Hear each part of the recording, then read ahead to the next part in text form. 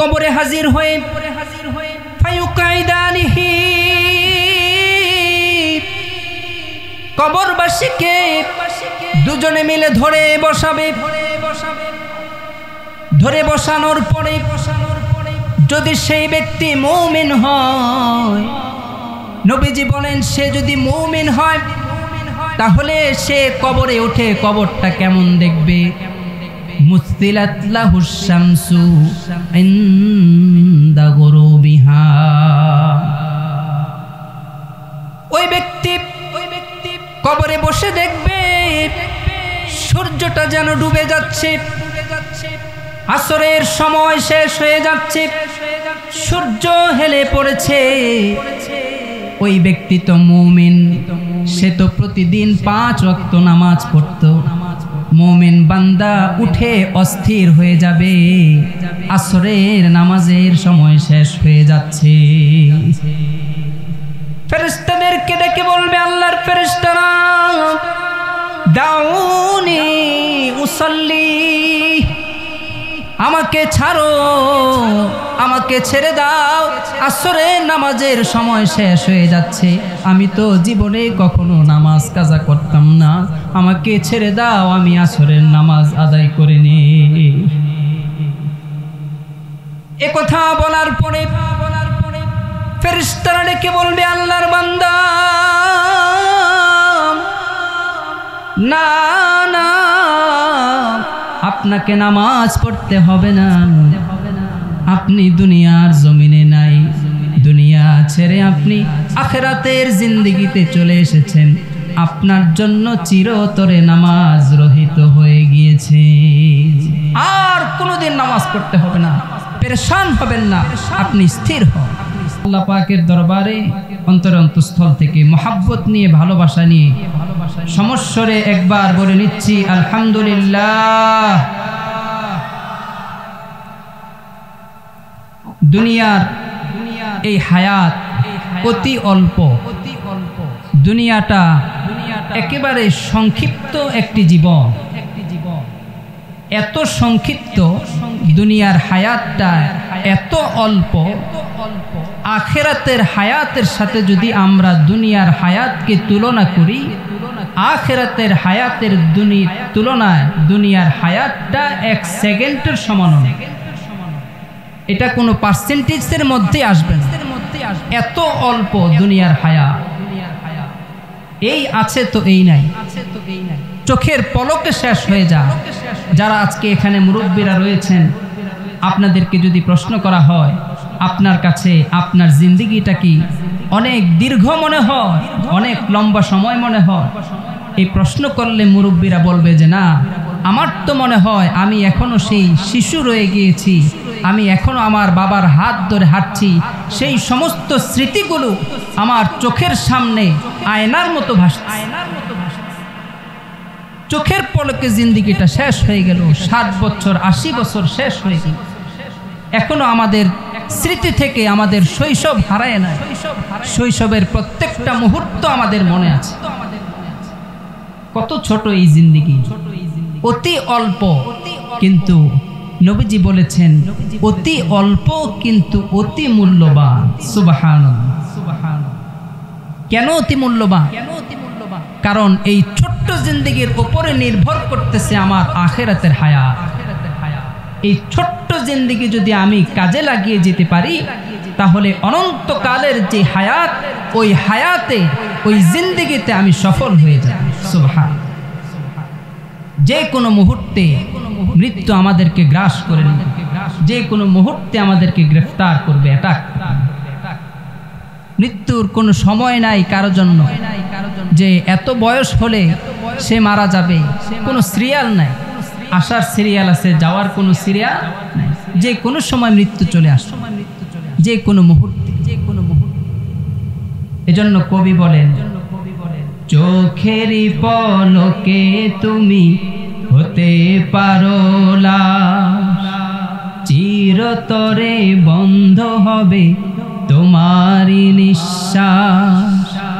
চোখেরই পলকে তুমি হতে পারো লাশ, চিরতরে বন্ধ হবে তোমারি নিঃশ্বাস, হবে এলান তোমারি নাম মসজিদের মাইকে। বাড়িওয়ালা নাই রে বাড়ি, নাই রে দুনিয়াতে, বাড়িওয়ালা নাই রে বাড়ি, নাই রে দুনিয়াতে। চোখেরই পলকে জিন্দেগিটা যে কোনো মুহূর্তে শেষ হয়ে যাবে যুবক। তুমি ভাবতেছো আমার বাবার বয়সে না যাওয়া পর্যন্ত আমি নামাজ শুরু করব না, আমার বাবার বয়সে না যাওয়া পর্যন্ত আমি ইসলামের হুকুমগুলো পালন করা শুরু করব না। বাবার বয়সে যেয়ে নেই, দাড়ি পাকক তারপরে। কিন্তু তোমার মতো যুবক লক্ষ্য করে দেখো, দাউদকান্দিতে প্রতি সপ্তাহে তোমার মতো যুবক বিদায় নিয়ে চলে যাচ্ছে। প্রতি সপ্তাহে আমাদের সামনে এই সংবাদ নাই, প্রতি সপ্তাহে চলে যাচ্ছে। তুমি কোন ঘরের মধ্যে আছো, কিসের স্বপ্নের মধ্যে? নবীজির কাছে লোকেরা এসে প্রশ্ন করে, ইয়া রাসূলুল্লাহ মাতাস সাআহ, কিয়ামত কবে হবে? নবীজি বলতেছেন কিয়ামতের ইলমুহা ইনদাল্লাহ, কিয়ামতের ইলম শুধু আল্লাহর কাছে আছে। আমি নবীও জানি না, ফেরেশতারাও জানে না কিয়ামত কবে হবে। সুবহানাল্লাহ। নবীজি বলেন, তবে তুমি আমার কাছে খবর নিতে আসছো বড় কিয়ামতের, আস-সাআতুল কুবরা যেটা, কিন্তু আমি তোমাকে একটা সংবাদ দিয়ে দিই, তুমি শুনে রাখো, আস-সাআতুস সুগরা, ছোট কিয়ামত তোমার সামনে হাজির হয়ে যাবে আগামী 100 বছরের ভেতর। এর মানে কি? মানে হচ্ছে প্রত্যেকটা মানুষের মৃত্যুই তার জীবনের কিয়ামত। এটা হচ্ছে ছোট কিয়ামত। নবীজি সাহাবায়ে কেরামকে বললেন, তোমরা এখানে যারা উপস্থিত আছো, আগামী 100 বছর পর তোমরা কেউ থাকবে না।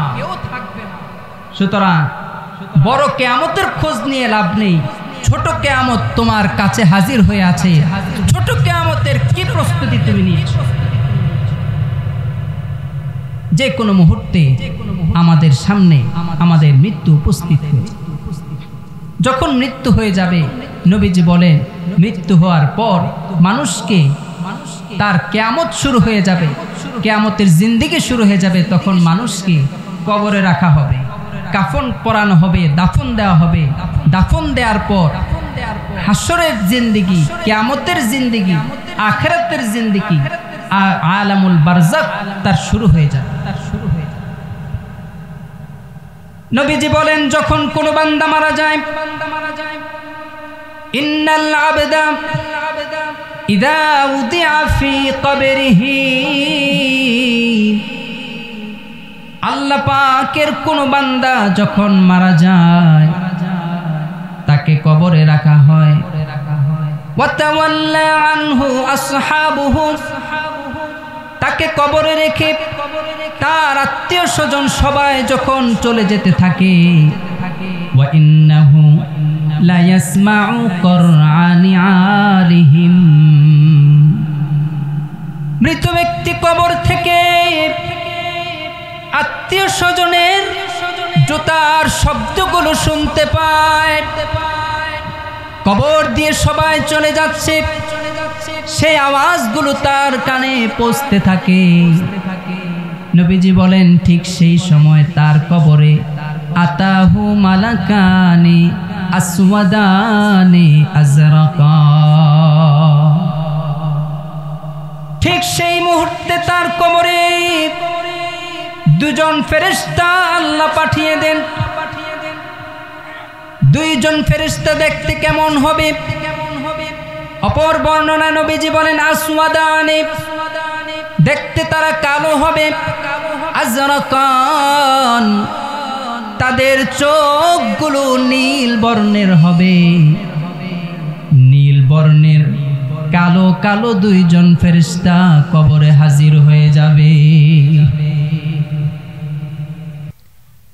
কবরে হাজির হয়ে ফায়ুকাইদানিহি, কবরবাসীকে দুজনে মিলে ধরে বসাবে। ধরে বসানোর পরে যদি সেই ব্যক্তি মুমিন হয়, নবীজি বলেন সে যদি মুমিন হয় তাহলে সে কবরে ওঠে, কবরটা কেমন দেখবে?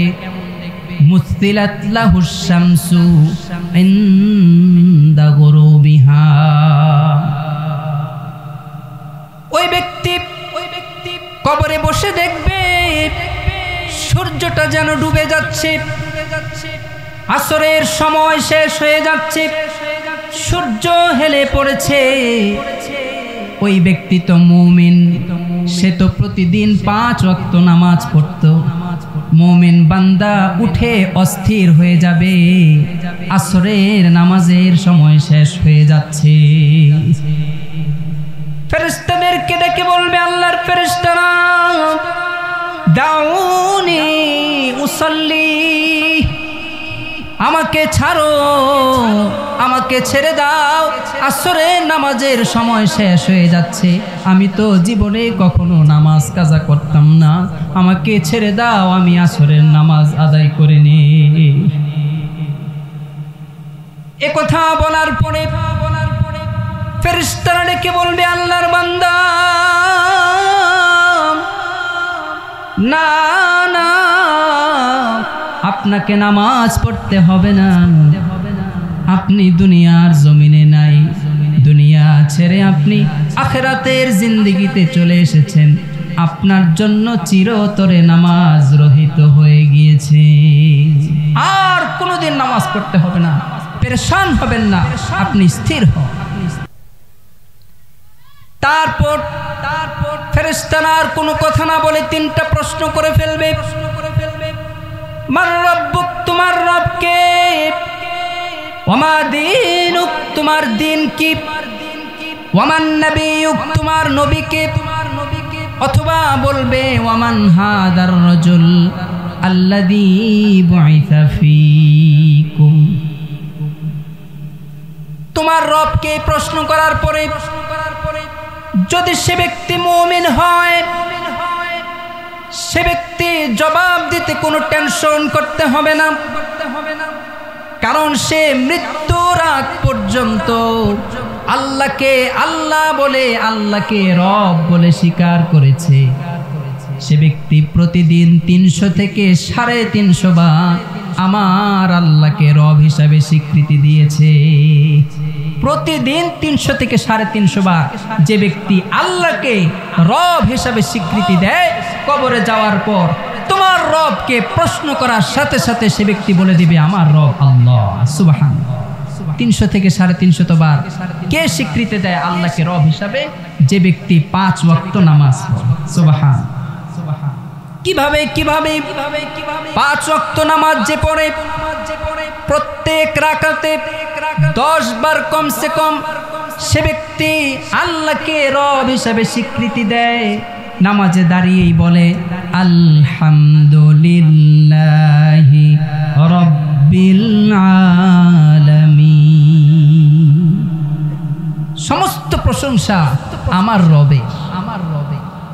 তারপর রুকুতে গিয়ে বলে সুবহান রাব্বিয়াল আযীম, মহান রবের পবিত্রতা ঘোষণা করছি। সেজদায় গিয়ে বলে সুবহান রাব্বিয়াল আলা, প্রতি রাকাতে 10 বার, 17 রাকাত ফরজ নামাজে 170 বার, সুন্নত বেতের সহ 32 রাকাতে 320 বার। যদি আরো বেশি পড়ে 5 বার 7 বার কেউ পড়ে তাহলে 350 বার হয়ে যায়। যে ব্যক্তি প্রতিদিন 300 থেকে 350 বার রবকে রব হিসাবে স্বীকার করে, আল্লাহর পবিত্রতা বর্ণনা করে, সে ব্যক্তিকে যখন প্রশ্ন করা হবে মার রব্বুক, সে জবান খুলে বলে দিবে রব্বি আল্লাহ। সুবহানাল্লাহ। উচ্চ আওয়াজে বলি, চিৎকার করে বলি সুবহানাল্লাহ।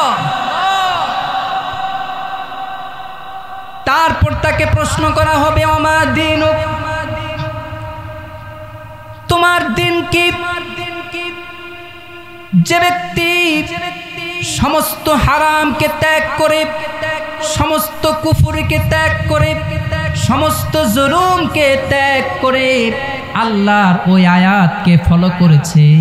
আল্লাহ বলেছেন উদখুলু ফিস-সিলমি কাফা, পরিপূর্ণভাবে ইসলামে প্রবেশ করো। সমস্ত হারামকে ত্যাগ করে, সমস্ত কুফরকে ত্যাগ করে যে ব্যক্তি ইসলাম অনুযায়ী জিন্দেগি যাপন করেছিল, সে ব্যক্তিকে যখন প্রশ্ন করা হবে তোমার দিন কি, সে চিৎকার করে বলে দিবে আমার দিন ইসলাম। সুবহানাল্লাহ। শর্ত হচ্ছে দ্বীনে আপনাকে পরিপূর্ণভাবে ঢুকতে হবে। কিছু মানি তো কিছু মানি না, এরকম যদি হয় তখন প্রশ্নের জবাব দিতে গিয়েও আটকে যাব। 3 নাম্বার, আমরা তো কোনোদিন নবীকে দেখি নাই, ওই দিন নবীকে দেখে কিভাবে চিনব?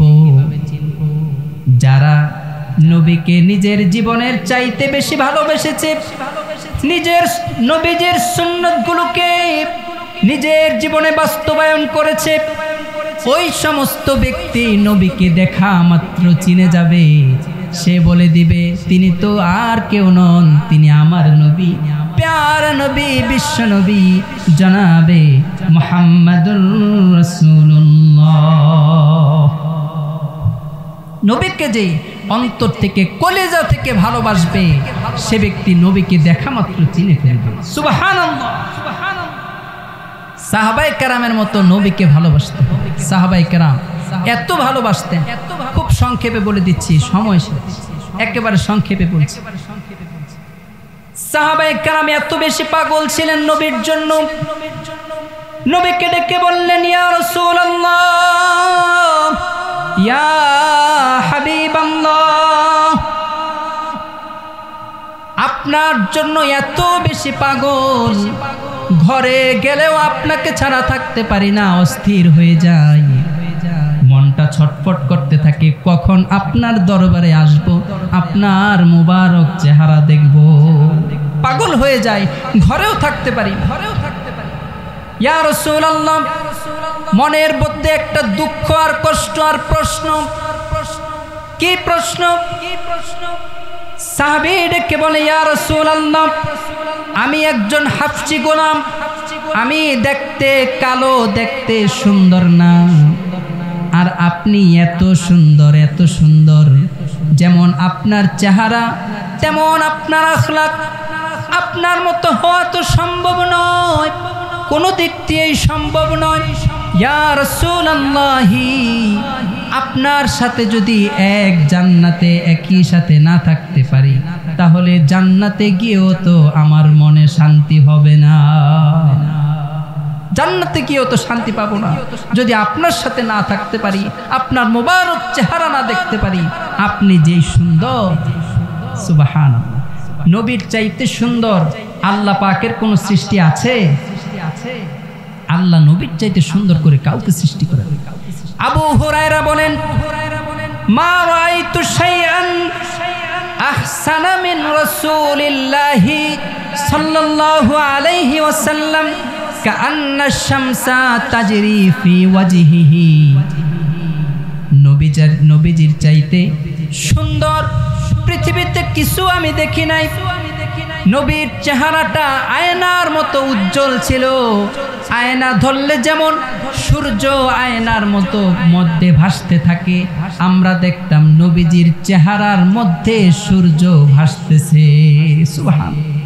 আয়না ধরলে আয়নার মধ্যে যেমন সূর্য ভাসে, আমরা নবীজির চেহারার দিকে তাকাইলে দেখতাম সূর্য নবীজির চেহারার মধ্যে ভাসতেছে। সুবহানাল্লাহ। এত সুন্দর ছিলেন নবীজি।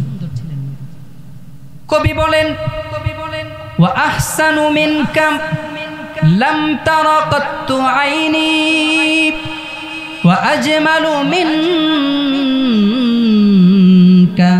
লাম তালিদিন নিসাউ খুলিকতা মুবাররাআন মিন কুল্লি আইবিন কাআন্নাকা খুলিকতা কামা তাশাউ। আপনার চাইতে সুন্দর কোনো কিছু পৃথিবীতে দেখিনি। আপনার চাইতে সুন্দর কোনো সন্তান পৃথিবীতে কোনো মা জন্ম দেয়নি। আপনাকে এত ত্রুটি মুক্তভাবে আপনাকে আল্লাহ সৃষ্টি করেছেন, যেমন মনে হয় আপনি যেভাবে চেয়েছেন আল্লাহ সেভাবেই আপনাকে তৈরি করেছেন। সুবহানাল্লাহ, এত সুন্দর আপনি, এত সুন্দর।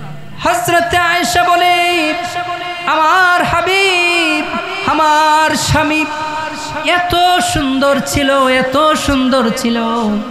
আমি আয়েশা যদি অন্ধকারের ভেতরে সূর্য হারিয়ে যদি সুই হারিয়ে ফেলতাম, সুই খোঁজার জন্য ঘরের ভেতরে আমি দৌড়াদৌড়ি করতাম।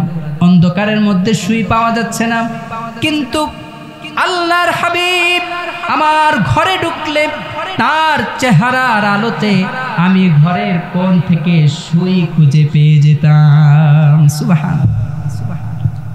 হযরতে আয়েশা বলেন, লানা শামসুন ওয়ালিল আফাকি শামসুন, লানা শামসুন ওয়ালিল আফাকি শামসুন ওয়া শামসি খায়রুম মিন শামসিস সামাই ফাইন্না শামসা তাতলুউ বা'দা ফাজরিন ওয়া শামসি তালিউন বা'দাল ইশাই। আয়েশা বলেন, আল্লাহ তাআলা গোটা জগতের জন্য একটা সূর্য সৃষ্টি করেছেন, আর শুধু আমি আয়েশার জন্য আল্লাহ তাআলা আরেকটা সূর্য তৈরি করেছেন। গোটা পৃথিবীকে আলোকিত করে ফজরের পরে একটি সূর্য উঠে, আর এশার পরে আমার ঘর আলোকিত করে আমার ঘরেও একটি সূর্য উঠে। সুবহানাল্লাহ। আমার ঘরের সূর্য হচ্ছে বিশ্বনবী জনাবে মুহাম্মদুর রাসূলুল্লাহ সাল্লাল্লাহু আলাইহি ওয়াসাল্লাম।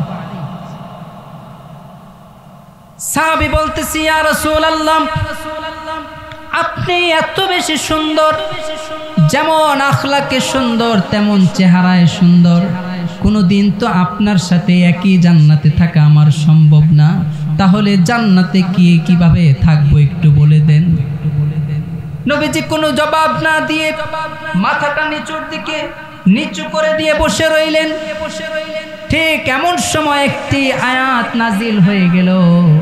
আল্লাহ পাক জিবরাইলের মাধ্যমে জানিয়ে দিলেন, মাইয়ুতিইল্লাহা ওয়ার রাসূল ফাউলাইকা মাআল্লাযীনা আন'আমাল্লাহু আলাইহিম মিনান নাবিয়্যিনা ওয়াস-সিদ্দীকিনা ওয়াশ-শুহাদাই ওয়াস-সালিহিন। যে ব্যক্তি আল্লাহ এবং তার রাসূলের আনুগত্য করবে, আল্লাহ এবং তার রাসূলকে অনুসরণ করবে, আল্লাহ ঘোষণা দিয়ে জানিয়ে দিলেন ওই ব্যক্তিকে আল্লাহ তাআলা নবীদের সাথে এক জান্নাতে রাখবেন। সুবহানাল্লাহ। আল্লাহ রাব্বুল আলামিন সুসংবাদ জানায় দিলেন সাহাবায়ে কেরামের অন্তরটা শান্ত হলো, প্রশান্তি লাভ করলেন।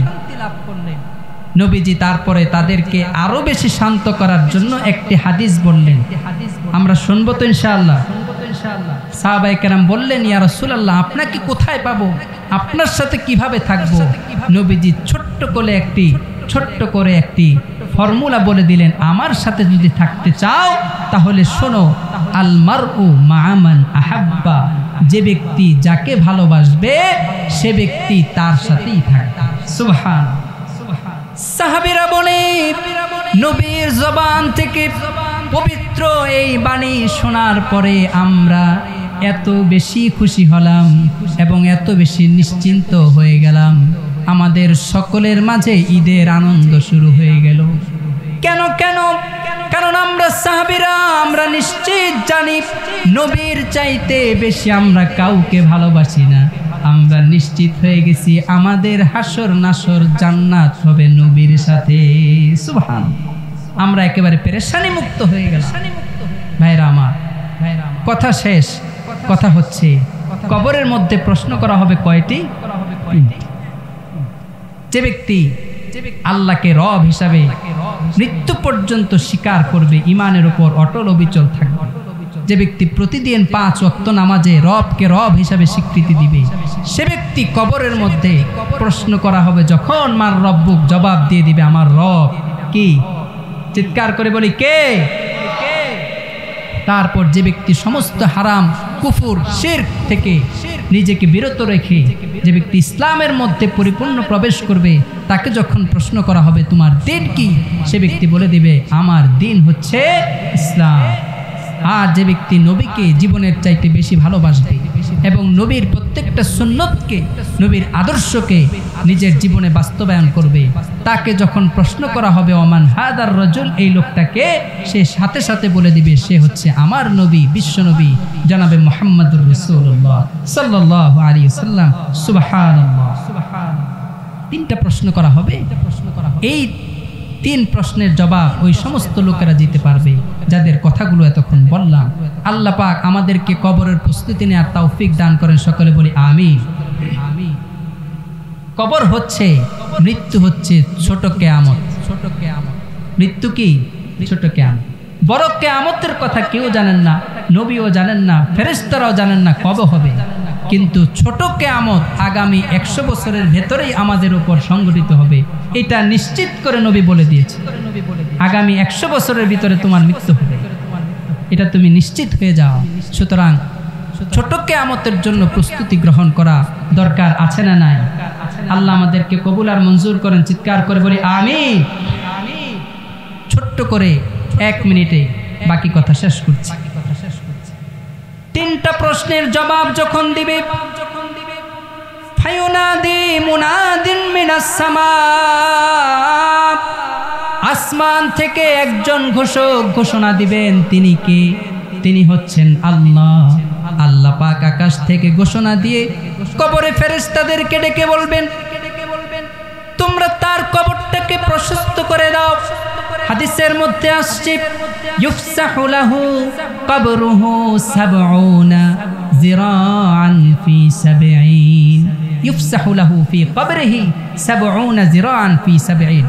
দৈর্ঘ্য এবং প্রশস্ত, দৈর্ঘ্য এবং প্রস্থ 70 হাত করে দেওয়া হবে। সুবহানাল্লাহ।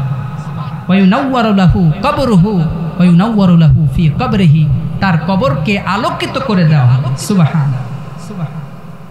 তারপর ফেরেশতারা বলবে আল্লাহ এখন কি করব? আল্লাহ বলবেন ফাফরিশুহু মিনাল জান্নাহ, জান্নাত থেকে একটি বিছানা এনে তার কবরে বিছিয়ে দাও। তারপর আল্লাহ বলবেন ওয়া আলবিসুহু মিনাল জান্নাহ, জান্নাত থেকে একটা পোশাক এনে পরায় দাও। তারপর আল্লাহ ডেকে বলবেন ও ফেরেশতারা ওয়াফতাহু লাহু বাবান ইলাল জান্নাহ, তার কবর থেকে জান্নাত পর্যন্ত একটা দরজা খুলে দাও। সুবহানাল্লাহ। তারপর ফেরেশতাদেরকে বলবে আমার প্রিয় বান্দাকে ঘুমাতে বলো। ফেরেশতারা বলবেন নাম, ঘুমাও। ওই ব্যক্তি বলবে না আমি একবারের জন্য পরিবারের কাছে ফিরে যেতে চাই। আরজিউ ইলা আহলি, আরজিউ ইলা আহলি ফাউখবিরুহুম, পরিবারের কাছে ফিরে যেয়ে তাদেরকে সংবাদ দিতে চাই কবরে আমার সাথে কি আচরণ করা হয়েছে। ফেরেশতারা বলল না আর ফিরে যাওয়ার সুযোগ নাই, আপনি এবার নাম কানাউমাতিল আরুস, আপনি নতুন জামাইয়ের মতো কিয়ামত পর্যন্ত ঘুমাতে থাকেন। সুবহানাল্লাহ। কিয়ামত পর্যন্ত আপনি ঘুমাতে থাকেন। নবীজি বলেন কিয়ামতের দিন যখন সিংহা ফু দেওয়া হবে, এই সমস্ত বান্দাদের ঘুম আল্লাহ নিজে ভাঙবে। সুবহানাল্লাহ। আমরা ওই সমস্ত মুমিন বান্দাদের অন্তর্ভুক্ত হতে চাই কি চাই না? হাত তুলে আল্লাহকে দেখো, আল্লাহ কবুল করে নেন, চিৎকার করে বলি আমিন। আল্লাহ প্রত্যেকজনকে খাঁটি মুমিন হিসাবে কবুল করে নেন, সকলে বলি আমিন। আল্লাহ পাক আমাদের বসাকে কবুল করে নেন, আজকের এই মাহফিলকে কবুল আর মঞ্জুর করে নেন, বারাগাঁও জামিয়া হামিদিয়া দারুল উলুম মাদ্রাসাকে কবুল করে নেন। আমি এখানে দাওয়াতি মেহমান, আমি হচ্ছি এখানকার মেজবান। কারণ এই মাদ্রাসা আমাদের, বিশেষ করে ডাক্তার মুক্তাদির সাহেব, তিনি আমার ভগ্নিপতি, আমার ফুফাতো বোন, ওনার কাছে বিয়ে দিয়েছি। তো আমিও একজন মেজবান, তো মেজবানদের মধ্য থেকেও দুই একজন কথা বলতে হয়। এজন্য আমাকে বাছাই করেছে যে মেজবানের পক্ষ থেকে আপনি কথা বলবেন। তো আমাকে তো আপনারা চিনেন, আমি মাওলানা আবুল হোসেন ফারুকী সাহেবের ছোট ছেলে, থানা মসজিদে জুমার দায়িত্বে আছি। আপনাদের সকলের সাথে আমাদের প্রাণের সম্পর্ক, এই মাটির সাথে আমাদের প্রাণের সম্পর্ক। এই মাদ্রাসাটা ওনার বাবা এই মাদ্রাসাটা করে গিয়েছেন। ওনার বাবা অত্যন্ত দিনদার পরেশগার মানুষ ছিলেন। একজন সন্তানকে আলেম বানালেন, আরেকজনকে ডাক্তার বানালেন, যে যেই লাইনেই আছে সবাইকে দিনের ওপর রেখে গেছে। আলহামদুলিল্লাহ। ডাক্তার আমাদের প্রয়োজন, ইঞ্জিনিয়ার আমাদের প্রয়োজন, আলেম আমাদের প্রয়োজন, কিন্তু শর্ত হচ্ছে দ্বীনের বাইরে যাওয়া। এটা আমাদের জন্য মডেল, এটা আমাদের জন্য আদর্শ। আমরা এই আদর্শ গ্রহণ করব, আমরা ওনার মতো চিন্তাধারা লালন করব যে আমার সন্তান ডাক্তার হোক, ইঞ্জিনিয়ার হোক, যাই হোক, সে যাতে দিন থেকে সরতে না পারে। এজন্য প্রাথমিক শিক্ষাটা আমরা মাদ্রাসায় দিব। আমরা বলি ইনশাআল্লাহ। আমাদের সন্তান, আমাদের নাতি নাতক, যারাই আমাদের পরবর্তী প্রজন্ম আসবে, তাদেরকে প্রথম শিক্ষা কোথায় দিব? জোরে বলে কোথায়? তারপর আপনি ডাক্তার বানান, সমস্যা না, ইঞ্জিনিয়ার বানান, সবাই আলেম হতে হবে, এটা শর্ত না। আল্লাহ কবুল আর মঞ্জুর করেন, চিৎকার করে বলে আমিন। আজকের এই মুবারক এই জলসাকে আল্লাহ কবুল করেন, সকলে বলি আমিন। ওমা তৌফিকি ইল্লা বিল্লাহ ওমা আলাইনা ইল্লাল বালাগ। আসসালামু আলাইকুম ওয়া রাহমাতুল্লাহি ওয়া বারাকাতুহু।